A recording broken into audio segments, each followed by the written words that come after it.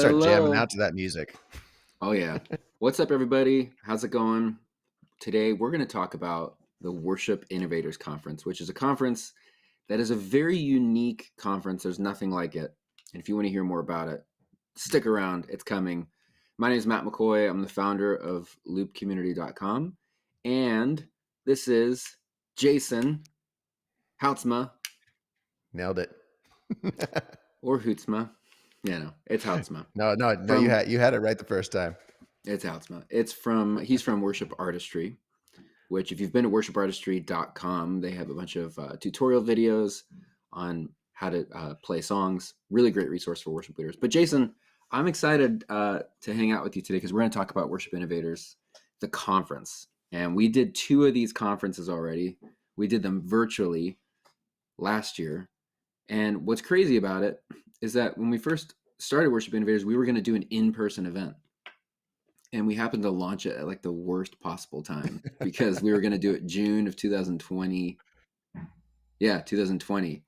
And COVID hit and we had to pivot. We had like 400 people signed up ready to come to Chicago, and we had to go online, which actually worked out really well. It was a great conference, but we were like, you know what? We want to get back to what we wanted and intended and envisioned for this conference, and that's an in-person event. So this year, 2022, we're going to bring back in person, and we're going to do an in-person conference. Oh yeah, in October 10 and 11 in Chicago, Worship Innovators Conference. So I'm going to just set up for just a second on what is the Worship Innovators Conference, and then we're going to talk about a couple different pieces. But overall, the Worship Innovators Conference is designed to teach worship leaders and worship teams practical tips, tricks, steps on leading worship. So it's very practical. It's not a very spiritually it's not like one of those conferences that's like, hey, come and just like get refreshed, like you've burned out. There's conferences for that, and that's great. This is more of a come to the conference if you want to learn practical tools on how to actually do this at your church. How do you use tracks? How do you automate lighting? How do you build set lists? How do you audition people? How do you write chord charts? How do you schedule people? How do you put together a Sunday morning service that flows well? How do you live stream? I mean, we could just keep going on and on and on and on about the practicalities of leading worship. And that's what this conference is about, practical training for worship leaders and teams. And when I thought about this conference, I was thinking, you go to a worship conference and you go into the exhibitor hall and all these companies have a booth set up and people walk around and just kind of like, take a mug or like a little drink koozie or like some mints and a pen. And these are all these worship companies like Planning Center, Praise Charts, Worship Artistry, Sunday Sounds, Loop Community that have developed some sort of product that helps worship leaders' lives easier, make it easier. And I'm like, you know what? Let's make a conference where instead of these tables being in the exhibitor hall, the conference is led by these companies who are really working to develop tools that make leading worship easy. And that's where Worship Innovators is very different in that it's led by, we're not bringing in people, big artists or big speakers. We're bringing in the companies who are actually developing products that are helping worship leaders every Sunday. So Worship Artistry is one of those. There's one of how many? Actually, let's look at the website here for a second and pull up my screen. But I'm not able to count that high. Yeah. So Worship Innovators Conference, worshipinnovators.com, October 10 and 11 in Chicago. You do not want to miss this. All right. So look at all these companies that are going to be leading this conference. There you are. Look at this top left corner. Oh, look Prime at that. Real estate. Don't they say that like in design, people's eye goes first to the top left corner? Maybe It's the top right. I've always heard yellow is the main thing. You just make it yellow. Unfortunately, yellow is like not the prettiest color. It's funny too. No one here has yellow in their logo. Because it's not pretty. Well, I guess a little bit of worship fails. You got a little bit there, but so Worship Artistry, top left corner, Prime Real Estate. This is the first kind of Worship Innovators hang we're doing this year on YouTube Live. But we've got Worship Artistry, we've got Praise Charts, Loop Community Song Select Planning Center, Sunday Sounds, worship tutorials, on song, all these great people and who are coming to lead the conference. So, Jason, let's start with you. Can you just like give everybody an idea who you are, what you do? Like, what are you passionate about when it comes to worship leaders and worship teams? Man, I am so passionate about worship leaders enjoying being worship leaders and enjoying Mm, leading worship. I think I think there's been so many what like it's funny when you mention conferences because I always think back to like when Worship first she first started, we like went to a couple conferences and I was just like blown away by the fact the message was constantly like, we know you hate your life. We know that you're probably fighting with your pastor and you're so yeah, burnt out, but here's where you come to refresh. And I was yeah, like, something is broken yeah, about the process.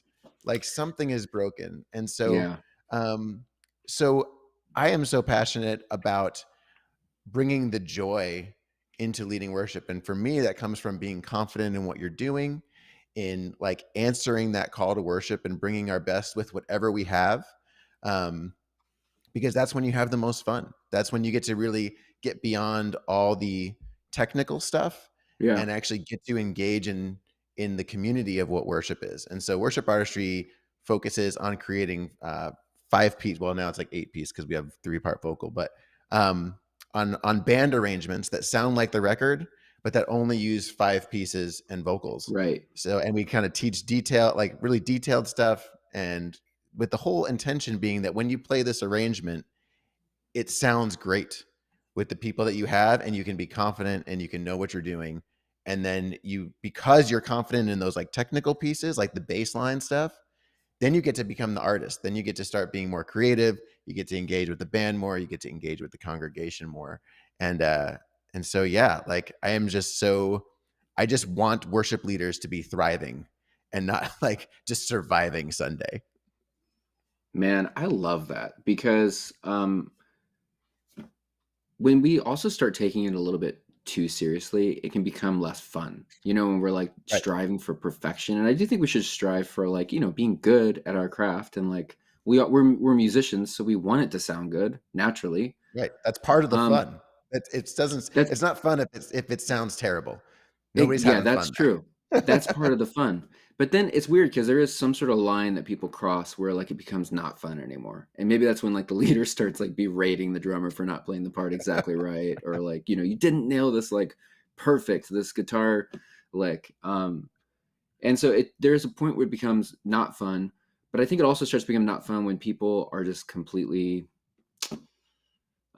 maybe not confident in their craft, Yeah, also because becoming what makes it fun is also being like comfortable in your skin up there, right. like you're on stage and you're Absolutely. like not like panicking, like you're not having a nervous breakdown because you Stuck to your chord chart because you're just like, yeah, "Don't miss the next part, don't mix the next part," like, yeah, I'm nobody thinking signs up for the through worship team to do that. totally. I'm actually thinking through like when I play a new song at church, if I don't know the song and I'm kind of panicking inside as I'm playing it, trying to remember like, okay, wait, how does that melody go that's coming up, or what are the lyrics, or what are the chords? I don't enjoy really playing that song in the set. But the songs that I like know by heart and I know every lyric and I know the melody like down and I don't even have to think about it when I'm playing it is when I'm really enjoying leading worship. It's when Right. I can actually stop thinking about the song elements and just really just lead and worship. And that's where fulfillment I think comes from, especially for like a worship leader or worship team member. So I'm looking at your website now. Did you guys actually redesign your website? It looks different. Oh, we just put a new homepage up. We felt like, we really wanted to show that, like, that we've been around for 10 years now, and so we've grown a lot in what we've done and kind of what our focus is. And we now have a library of 600 songs. We've got we're really focused on, we started as a guitar website, and so there's a lot of that DNA still in the website, and we wanted to really show like, no, we're a full band website. Like that's what we're Yeah. here to do, and we want you to be able to learn that, like this is great as an individual tool, but it kills as a band tool. Yeah. This is pretty killer. It looks great, man. Thanks, man. And all these songs, I guess I can just click on one of these album art right here. Let's just go to like Yep. whatever this is. Worthy by Elevation Worship, which by the way is a really great song. I'm surprised I don't hear it more often. I know, man. Um, We actually that one slipped past us when that album came out because there were so many songs that came on that album, you know? And yeah. so like and so as you know, as time went on, we were starting getting requests for it. We're like, dude, we got to do this song. So that's So Sydney. he's going to give me like a tutorial on how this drum part goes, essentially, right? Exactly. Yep. So You've got he the so different the sections. yeah, you know, one of the big things when I hate wasting my time, and I reckon and the truth is, I taught guitar for 20 years. I had a lesson load of 40 students, at one point. Yeah, And I understand that there are some people that like need a lot of detail. Like right. they need that, like, this is where your finger goes, this is where the stick goes, this is where Yeah. like you need that kind of detail. And then a lot of musicians don't need that at all, right? Like some people are more auditory learners, some people are more, Yeah. like more visual. And Yeah. so we really tried to create the tutorials in a way that like everybody can get to what they need quickly and easily and learn the way that they need to learn and not have to like sit through a 30-minute video. Like the amount Mhm. of content that is in this lesson is crazy if you Mhm. actually were to like string it all together.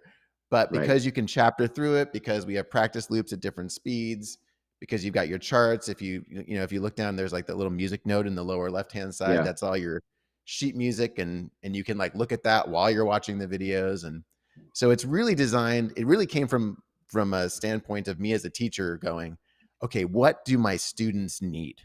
And Yeah. then how do we provide that? And then at the same time, for me, what do I need? Well, I just need to Yeah. like watch a quick playthrough of the song and see what the guitar player is doing, and that's enough for me. Yeah. So as a teacher, it's kind of like, how do we create it so everybody can do it? How am I accessing all this stuff without being logged in? Because that one just happens to be free. Oh, okay. Okay. I was gonna say, I'm like, You wow, picked the this is perfect. unbelievable. We have 5 sample song lessons, just so people can Oh try it out man. and check it out. And you just happen to grab the right one. I was like, I was gonna yes, say, dude. this is wild. I can get the chord chart right here. This is great, man. You got numbers, capo version of the chord chart, and then all the different sections. And I'm Yep. flipping through here on the different instruments. So here's like the guitar tutorial, strum pattern for rhythm guitar. Yeah. This is pretty Check out awesome, that man. check out that vocal music video. Just go to the vocals. This is something that I think is so cool. I haven't seen this anywhere else. Yeah. If you go to the music video at the top Yeah. there, so what this will do is this plays the track, and Okay.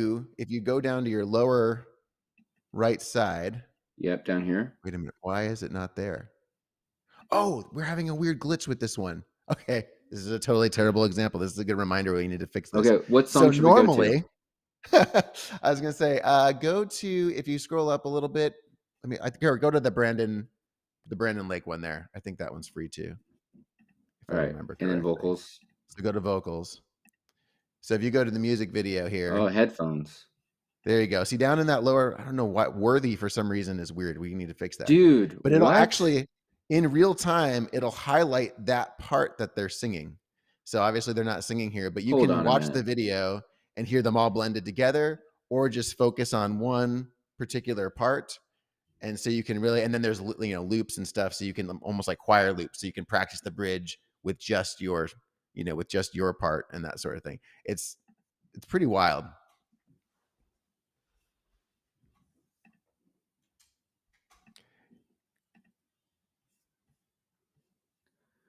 Dude, that is unreal. What are you Isn't that muting? crazy? Is this just muting the different like audio tracks that are playing? I But somehow don't you're know. blurring out the video though at the same time. This is the genius of our web developer.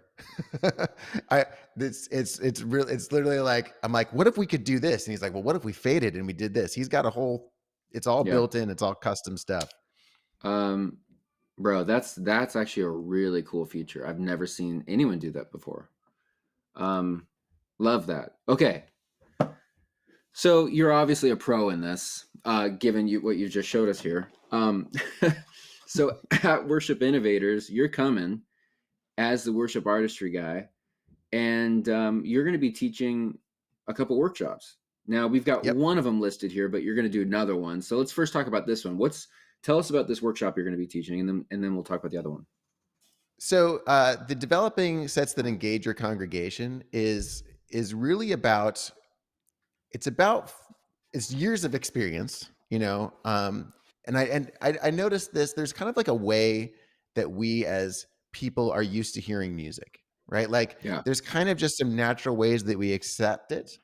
And so, like for example, sometimes I can hear a song on the radio or on Spotify. It's where that usually happens now, and like hear it and like really not that be that into it, but then like hear it 3 months later and be like, oh my gosh, I love that song because it just hits me in the right way at the right time.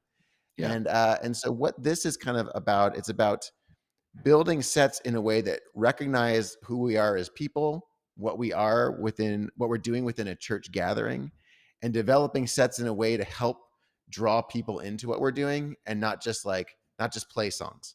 Like Hmm. it's about kind of creating a story and taking people on a journey. And Yeah. it Yeah. actually came out of a when I like years ago I was in a band and we were playing around, we were doing pretty well. And we were about to open for Delirious and we were like, we got to up our game. We got to find out what we're going to do, how we're going to do this. And so Okay. we Pause there for a minute.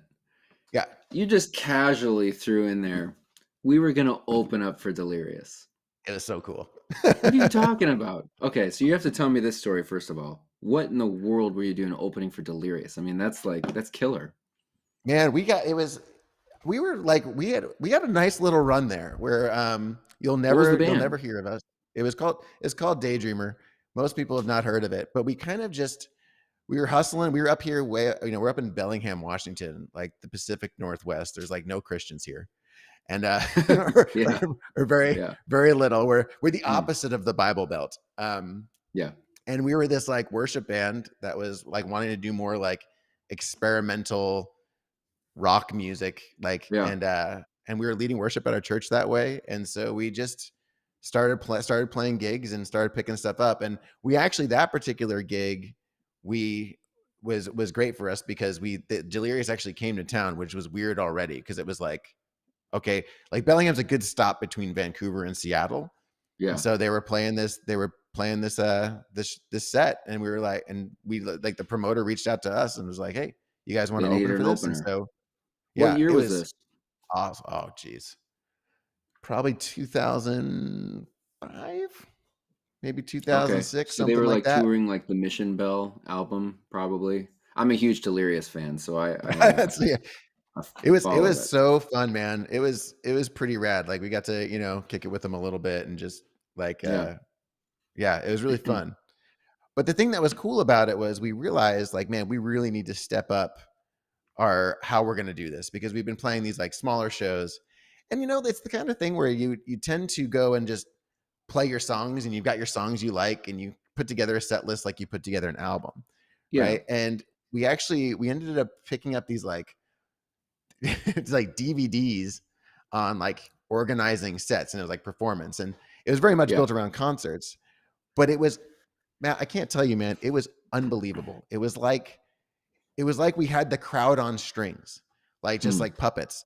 Um, they were like, we got them to sing at this part, and we got them to like love this part, and everybody talked about all the parts that we were like, we want them to talk about this afterwards, and that meant we had to have this throwaway song that nobody's paying attention to, and we needed to kind of go on this journey, and we ended up doing that quite a lot, and uh, it was to the point where people were like, we'd be playing side stages at festivals, and people would be like, "It just doesn't feel like you guys belong on the side stage." And it wasn't because we were like this amazing. I mean, we're all right, but it wasn't because we were this amazing band. It's because we knew how to put together a set, and it felt more yeah. just natural. Everyone was like, "Oh, I just want to be a part of this." And Mm, so, years later, I've kind of taken those concepts, those ideas, and then applied them to a worship to worship. context. Yeah, and it's for a Eh, different purpose. It's not necessarily to like get people to applaud. It's not like that kind of a thing at all. It's Yeah. just more a recognition of this is how we are naturally built. This is how God built us. Yeah. So how do we as worship leaders, hospitably reach out and say, we're going to take you on this journey that we've been focused on all week and we're going to Mhm. help you as the congregant like walk through it. And that's what Mm. that workshop is going to be about. It's going to be about kind of building a skeleton that you can hang all kinds of things on, but you at least have something to go like, okay, this is going to give you kind of my Yeah. plan going in. Yeah. So that's that one. It's amazing the number of churches that just throw songs together, like a playlist, basically. Really Right. not even any sort of intention as far as seeing it as a journey, but more of like, hey, I like these songs and add to the playlist. And then you just kind of play Right. through them and that's it. Like, let's Without get on any the sort of train. like Let's go. thought of like, what's our theme this week? You know, like what's the pastor preaching on? Maybe we should close with a song that like hits that final point home. I remember my pastor at my previous church always saying that the closing song is the last point in his message. So like if he's Yeah. got 4 points in his message, he's talking about like trust in God or whatever. The fifth point is that song, and that song should be driving home that fifth point. You know, it should Right. That's a actually have great way. something to Great way do to with think about that. what we're talking about. And so I always think about that when I'm picking the closing song. I ask the pastor, like, what are we talking about? Because we want it to be a seamless transition. But like Right. putting some intentionality into the set can go miles. I remember church I was on staff had kind of a thing called the 1 through 5 system. And so we actually did 5 songs in a set list, which a lot of churches don't have Mhm. time for 5 songs in a set list. But we did 5 songs. And the first song was the one, and that was like those types of songs that are like gathering songs. And it was like this whole picture of like the tabernacle and like calling people in, be like, hey, it's time to come in and worship. Like they're coming out of the parking lot completely exhausted and worn out, whatever, spilled coffee on their shirt. And the song number 1 is like a gathering song. It's like, hey, you guys, like, come on, let's come and worship. 3s are testimony songs. So by the time you get to the 3rd song, you're more now like people are ready to worship. Now they're like singing songs that are like testimonies about God, like what God has done in their lives. So a Mhm. lot of the language in the song is like testimonial. Like thank you, like You Alone Can Rescue was like an old Matt Redman song that was a really Mhm. good like testimonial song. You Never Let Go. That's an old classic song as Oh well. yeah. But It's a great one. and then 5s, the language completely switches to no me's, no we's, right? So Yep. the 1 was we, like we're coming together. The 3 was me, more like testimony. Here's what you've done for me. You never let me go. And then Mhm. 5s were completely vertical. No we's, no me's, all just you's. And That's really songs that cool. are talking about who God is. So now you're like in the Holy of Holies, just saying like, just just ascribing praise to God, not about us at all. And so that type of like framework really helped us put together sets that like took people on a journey that was Yeah. just intentional, that was taking you somewhere, and being mindful of like where people are in a Sunday morning. Okay, tell us about your other workshop that we need to add to this website. Yeah. So, at Worship Artistry, what we do, like our main thing, like where all my time goes. So, we at this point, I'm very confident in the tutorials. I can shoot all the tutorials, editing, all that kind of stuff. The hardest thing that we do, and probably the most valuable thing, is that we take a song and we're arranging it for a 5-piece. So I go and I go, okay, here's the stem tracks, and there are 6 electric guitars on this. Mm-hmm. And our keyboard player goes, okay, there's 7 keyboards, all with different sounds. And our drummer goes, okay, there's drum loops, and then and then there's a real kit. And then our bass player is like, well, there's synth bass, and there's so all of us Yeah. come in and we go, there's 30 tracks on this song.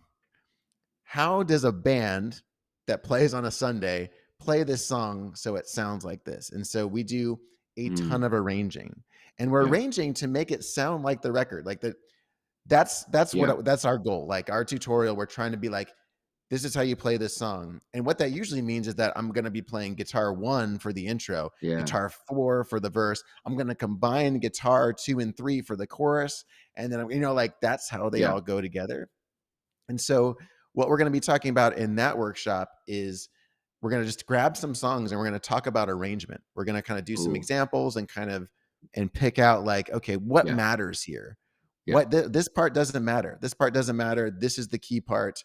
How does this Yeah. part fit with this one? And just kind of work our way through a song or two and just work on making, because yes, we have 600 songs on our website, but I don't want you to just go to our website's great, but I don't Yeah. want you to just do that. I want you to be able to hear any song Yeah. that like isn't on the charts that you just love and go, okay, how do I arrange this for my band?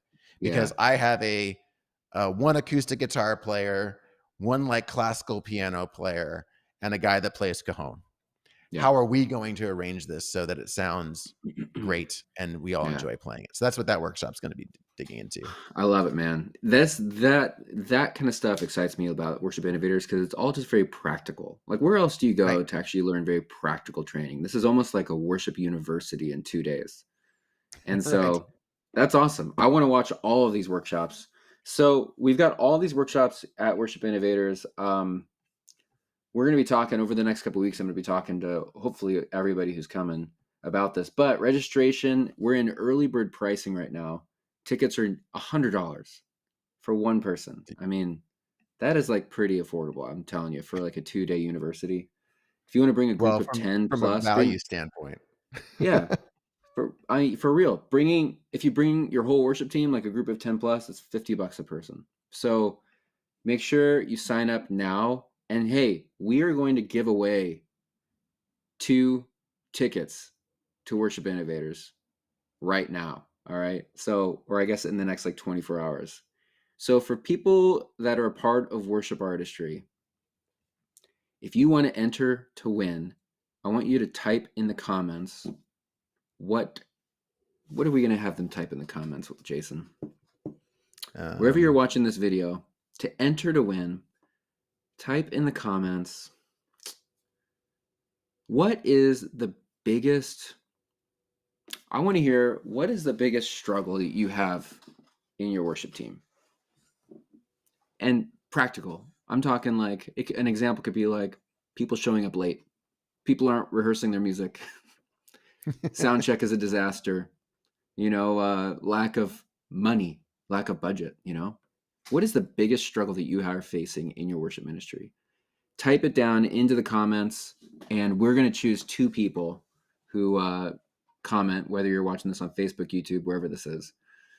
We're going to choose 2 people to come to Worship Innovators. All right? Give you a free ticket. awesome. And it's going to be in Chicago, which is Oh, yeah. awesome. And it's going to be in Chicago at a good time of the year.